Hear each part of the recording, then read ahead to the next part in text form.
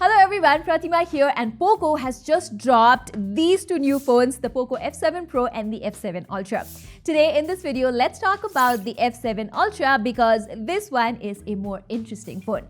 This is the first time Poco has launched a proper flagship phone, and while everyone is trolling the iPhone 16e, this phone has everything that you would expect from a flagship killer smartphone. Starting with the unboxing experience, we get a nice back cover, a pre-applied screen protector, and a 120-watt charger out of the box.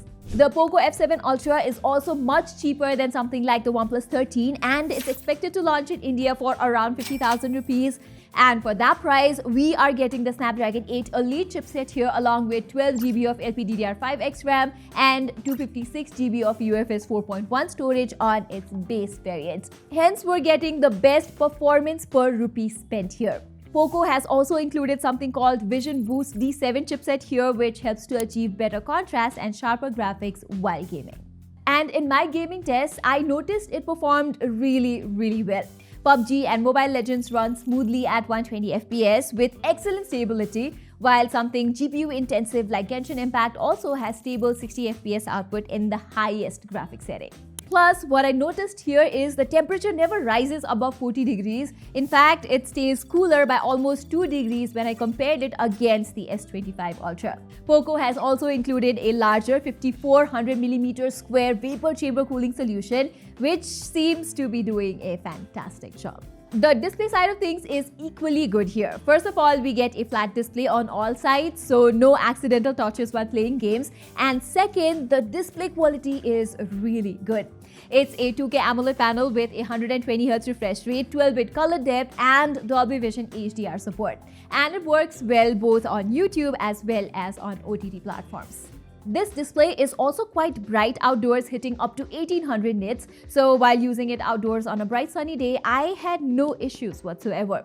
We also get up to 3840 Hz PWM dimming and hardware-based low blue light certification, which means if I'm playing games for hours, chances are there is less strain on my eyes. So overall, a solid A-grade display. It's not A+ display since we don't get Gorilla Glass Victus 2 protection here as we get with flagship phones. It has something called Poco Shield Glass, which is not as scratch resistant and drop proof. And if I really have to nitpick, the vibration motor is also not as impactful as we get on the Xiaomi 15 series. The design is also something I think Poco could have done better. I like this yellow color variant that I have with me. I am sure Gen Z will love this bright yellow color, but I think Poco could have done something more interesting with this camera module. It does not give off that premium vibe. But the overall feel of the F7 Ultra is nice though. It's not that heavy or thick, and gaming for 30 to 40 minutes has never been a problem here. This matte finish also does not leave any noticeable smudges or fingerprints. We also get metal frames here as well as proper IP68 dust and water resistance. But weirdly, Poco has removed IR blaster and there is no comeback of the 3.5mm headphone jack either. So yeah, design just a B, but the overall build quality for the price, I would say easy A. Strangely, Poco has also not included a silicon carbon battery here. We do get a decently sized 5300 mAh cell, which has provided me with an easy 24-hour backup, but I think they could have included a 6000 or a 6500 mAh silicon carbon battery here. The charging speed is great though. With the 120-watt charger, I was able to go from 0 to 100% in less than 35 minutes, and it also supports power delivery charging. I used Ugreen 65-watt charger here, which refills this phone in exactly 1 hour. The Poco F7 Ultra also supports 50-watt wireless charging, something we don't see on a phone at this very price bracket. Another thing Poco showcased during the launch event is that they have included 2 in-house chipsets for charging and battery, which work together to provide stable charging and extended battery life. Okay, so far the Poco F7 Ultra truly feels like a flagship killer. We get a solid A in every aspect, but how about the cameras? Because flagship killer phones usually struggle in the camera aspect. but I am happy to report that I actually found the camera performance here to be decent enough for casual photography and videography. We get a 50 megapixel main camera. It's the Light Fusion 800 OmniVision sensor, a 2.5x telephoto lens, which is a first in a Poco phone, and 32 megapixel ultra-wide sensor. I am pretty much happy with the main camera's performance actually. I like the level of detail and the color reproduction that the phone can produce. It's only that sometimes the F7 Ultra tends to make the pictures a bit warmer, but 90% of the time you get good-looking, striking images with this phone. And especially the portraits come out quite appealing. The F7 Ultra lets you shoot portraits at 2.5x, and surprisingly, the skin tone and colors are good, like almost natural.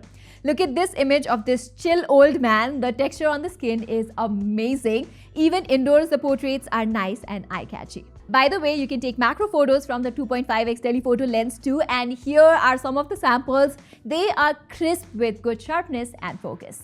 These pictures almost look like they aren't shot on a Poco device.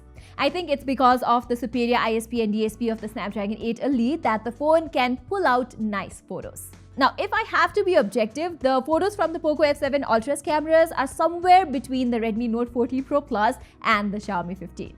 Anyway, I like the selfies from it too. They are not the most natural, but the skin tone and details are nicely preserved. Sometimes the exposure in the background is off, but normally the selfies look good. However, there are two things I feel Poco could have done better with the F7 Ultra's cameras. Number one, I wish they could have given a 4K recording option in the ultra-wide camera as well. It is a 32 megapixel sensor, but it only shoots videos up to 1080p 60 FPS, and I wish it was higher.